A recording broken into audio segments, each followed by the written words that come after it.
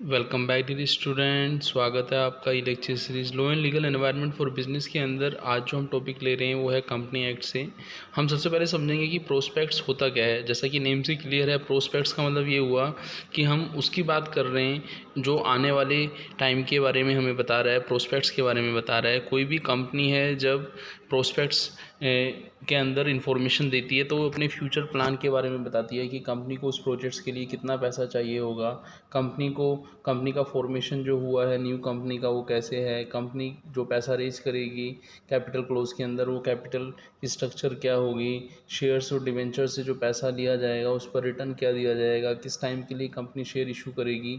तो nature, timing, extent के बारे में कंपनी इसके अंदर बताती है। और ऑल रिकॉर्ड जो भी इशू से रिलेटेड हैं, जो भी डायरेक्टर की स्टेटमेंट है, उन सब चीज़ों को इस प्रोस्पेक्ट्स के अंदर बताया जाता है। तो प्रोस्पेक्ट्स के कंटेंट को हम समझ लेते हैं कि प्रोस्पेक्ट्स के कंटेंट में क्या क्या चीज़ें रहती हैं। जैसा कि हम देखें तो सबसे पहले रहेगा आपका main objective of the company. जैसे कंपनी का नेम है, एड्रेस है, signatories of the MOA, AOA, share head जो हैं, शेयर किसके पास हैं, उनका नेम, एड्रेस, डायरेक्टर कौन है, मैनेजिंग डायरेक्टर कौन है, name, address, occupations, number of share जो इशू किए हैं, किस क्लास में शेयर इशू किए हैं, नंबर ऑफ डिवेंचर जो इशू किए हैं, किस क्लास में इशू किए हैं। इसके अलावा जो डायरेक्टर हैं उनकी क्या क्वालिफ़िकेशन रहेगी, क्या उनका इंटरेस्ट है प्रमोशन ऑफ द कंपनी के अंदर। इसके अलावा हम ये भी देखेंगे कि नंबर ऑफ़ शेयर्स जो डिवेंचर जो इशू किए गए हैं उनके लिए प्रीवियस 2 ईयर्स की जो इन्फॉर्मेशन है कि किस लिए इशू किए हैं, अदर देन कैश इशू किए गए हैं या फिर कैश इशू किए गए हैं, उन सबको यहाँ पे बताया जाएगा। फिर हम समझेंगे कि जो डायरेक्टर होते हैं कंपनी के, जैसे हम देखें तो डायरेक्टर का अपॉइंटमेंट होता है तो उनका रिमूवल कैसे किया जा सकता है, क्या डायरेक्टर की पावर ड्यूटीज़ हैं। तो यहाँ पे सबसे पहले हम समझेंगे कि कोई भी कंपनी का जो डायरेक्टर है उसको right to remove a director जो है वो लीगल राइट है शेयर होल्डर्स का। इसका मतलब ये हुआ कि शेयर होल्डर चाहें तो वो क्या कर सकते हैं, डायरेक्टर को जनरल मीटिंग में ऑर्डिनरी रिसोल्यूशन जो OR जिसको हम बोलते हैं उसको पास करके डायरेक्टर को रिमूव कर सकते हैं। ये लीगल राइट नहीं है, ये शेयर होल्डर्स जो हैं under section 169 chapter 7 of the company act 2030 right of share holder is to remove a director in a general meeting through ordinary resolution is a legal right. ठीक है ना।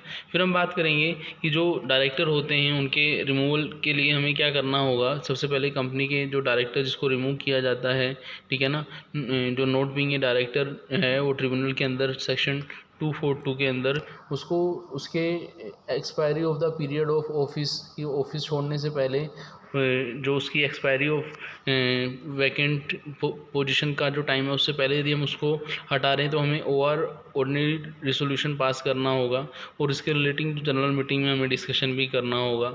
कभी कभी ऐसी स्थिति भी आती है कि जो कंपनी के अंदर शेयर होल्डर हैं जो less than 1% of voting right रखते हैं, जो शेयर होल्ड करते हैं और जिनका जो टोटल अमाउंट है 5 लाख से कम है, वो उनको स्पेशल नोटिस भी देना पड़ता है कंपनी को, किसके लिए, रिमूवल ऑफ डायरेक्टर के लिए। ये हमने section 115 of the company act 2013 के अंदर हमने देखा है। फिर हम देखेंगे डेट ऑफ मीटिंग। जब शेयर होल्डर डायरेक्टर को रिमूव करना चाहते हैं तो शेयर होल्डर को राइट है कि वो डेट ऑफ मीटिंग पहले डिसाइड करें और ये जो आपकी मीटिंग होगी उसका स्पेशल नोटिस दिया जाएगा, उसके बारे में पहले ही पीरियड इन्फॉर्मेशन दी जाएगी, before 3 month date of meeting के बारे में बताया जाएगा और एटलीस्ट जो हैं आपके 14 क्लियर डे जो हैं मीटिंग से पहले वो उनको दिए जाएंगे और उस नोटिस के रिसीव होने के बाद ही जो डायरेक्टर को रिमूव करने का रिसोल्यूशन है उसको पास किया जाएगा। इसके अलावा हमें ये भी देखना है कि जिस डायरेक्टर को हम रिमूव करना चाहते हैं उसको एक कॉपी दी जाएगी नोटिस की कंसर्न डायरेक्टर को, और कंसर्न डायरेक्टर को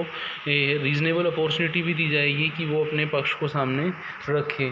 the director concern make a representation in writing to the company and request its notification to the member of the company। तो रीज़नेबल अपॉर्चुनिटी के अंदर हम ये देखेंगे कि उसको प्रॉपर टाइम भी दिया जाएगा।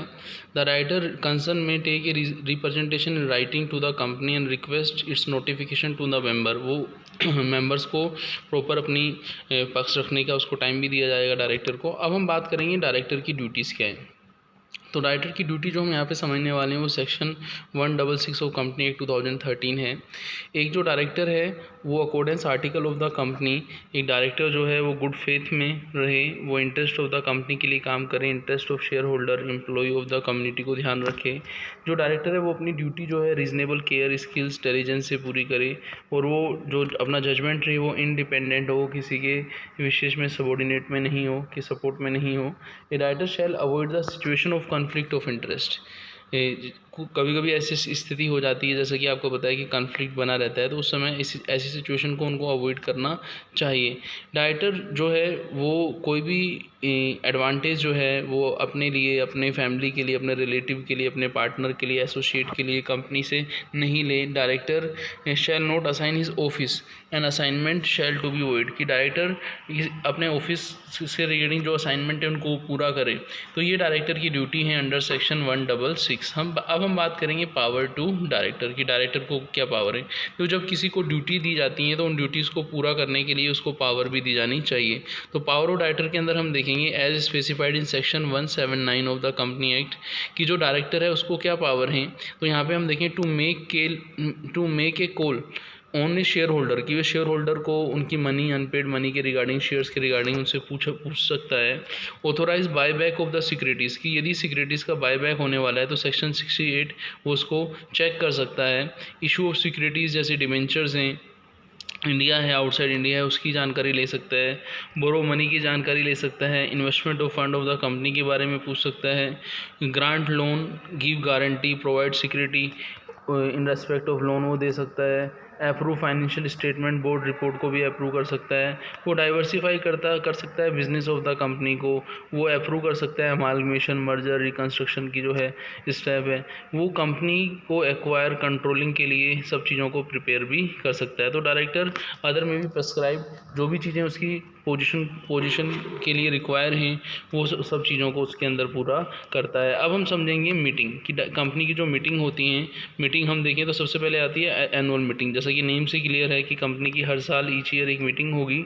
Every company other than a 1 person company shall each year hold a additional to any other meeting. A general meeting is its annual general meeting. The company shall specify the meeting as such notice calling AGM। तो जो company के every year meeting होती है उसको हम AGM बोलते हैं। इसके अंदर AGM के अंदर जो भी मैटर कंसिडर होंगे, जैसे एनुअल अकाउंट हैं, रिपोर्ट्स हैं, आपका ऑडिटर की रिपोर्ट है, डिविडेंड डिक्लेरेशन की बात है, अपॉइंटमेंट ऑफ डायरेक्टर है, प्लेस ऑफ रिटायरिंग डायरेक्टर के केस में हम अपॉइंटमेंट फिक्सिंग ऑफ रेमुनेशन कर सकते हैं ऑडिटर्स का। टाइम पीरियड हम एनुअल जनरल मीटिंग की हम बात करें तो जो फर्स्ट एनुअल जनरल मीटिंग है वो with in A 9 month of the closing of the first financial year हो जानी चाहिए। और उसके बाद यदि हम देखें कि company first annual general meeting हो जाती है तो उसके बाद एवरी ईयर उसकी एनुअल जनरल मीटिंग होनी चाहिए। इसके अलावा हम देखें कि other than annual general meeting है तो जो एक मीटिंग है, दूसरी मीटिंग यदि फाइनेंशियल ईयर आने वाला है तो विद इन ए 6 मंथ वो आपकी मीटिंग होनी चाहिए। तो हमने यहाँ पे मीटिंग्स के बारे में भी समझा कि कंपनी की जो मीटिंग होगी एवरी ईयर, जो आपकी मीटिंग होगी उसके बारे में समझा। यहाँ पे हम मीटिंग के बिजनेस आवर की जब हम बात करें तो 9 AM to 6 AM मीटिंग होनी चाहिए। नेशनल हॉलीडे पर नहीं होनी चाहिए, कंपनी के रजिस्टर्ड प्लेस पे होनी चाहिए, या जो भी प्लेस या जो भी एरिया है जहाँ पे मीटिंग होने वाली है वो आपका रजिस्टर्ड ऑफिस के आसपास होना चाहिए। नेशनल हॉलीडे की यदि हम बात करें तो नेशनल हॉलीडे में सेंट्रल और जो आपके republic day, independence day, Gandhi birth जो डिक्लेयर हो नेशनल हॉलीडे वो नहीं होने चाहिए। Power to tribunal to call general meeting, section 97 ही बताती है कि ट्रिब्यूनल को पावर है कि वो मीटिंग कॉल कर सके, और मीटिंग जो रहेगी बोर्ड ऑफ डायरेक्टर की रहेगी वो अंडर सेक्शन 173 रहेगी, जिसमें आपका first board meeting with in A 30 day of incorporation होनी चाहिए, और मीटिंग को हेल्ड करने से कम से कम 7 दिन पहले वो नोटिस दिया जाना चाहिए, और ये नोटिस सब डायरेक्टर को मिलेगा। और ये जो मीटिंग है मिनिमम 4 मेंबर इस मीटिंग के अंदर होने चाहिए, और एक मीटिंग से दूसरी मीटिंग का जो गैप है वो 120 डेज से ऊपर का नहीं होना चाहिए। और इसमें जो कंपनी के अंदर जो पार्टिसिपेशन हो, चाहे वो आपका वीडियो कॉन्फ्रेंसिंग के जरिए हो, वीडियो विजुअल इमेज के जरिए हो, तो वो पार्टिसिपेशन होना भी ज़रूरी है। तो हमने यहाँ पे समझा कि जो एज़ पर पर कंपनी एक्ट जो डायरेक्टर हैं उनके क्या पावर हैं, क्या उनकी ड्यूटी है, डायरेक्टर का रिमूवल हम कैसे कर सकते हैं, कंपनी की मीटिंग क्या होती है, एनुअल जनरल मीटिंग होती क्या है, एक मीटिंग से दूसरी मीटिंग में क्या गैप होता है। तो इन्हीं चीज़ों को हम आगे भी डिस्कस करेंगे, इन्हीं चीज़ों को डिटेल में हम समझने वाले हैं आगे। हाँ, हमने ये भी देखा कि एक मीटिंग से दूसरी मीटिंग के बीच क्या गैप होना चाहिए, नेशनल हॉलीडे पर मीटिंग नहीं होनी चाहिए, डे और टाइम क्या होता है मीटिंग का, पावर ट्रिब्यूनल को अंडर सेक्शन 97 है एनुअल जनरल मीटिंग को कॉल करने की। तो मिलते हैं नेक्स्ट लेक्चर में। थैंक्स।